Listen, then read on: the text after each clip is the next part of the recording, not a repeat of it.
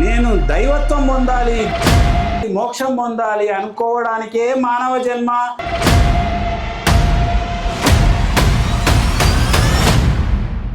గచ్చంతిష్టం సదాకాలం. అర్జున, నువ్వు ఏ పని చేసినా నీ ప్రాణగమనం పైన మనసు పెట్టు. సూక్ష్మలోకాలు, కాంతి లోకాలు, హిరణ్య లోకాలు, ఏదో ఒక లోకం వైపు పోతారు తప్ప నరకాల వైపుకు పోరు ఈ విద్య చేస్తే.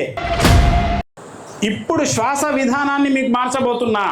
బ్రహ్మనాడి కొట్టుకుంటూ ఉంటుంది, వాళ్ళు దేవతలతో సమానం అంటారు. శ్రీరామచంద్రమూర్తికి వశిష్ఠ మహర్షి చెప్పిన విద్య, అర్జునుడికి కృష్ణుడు,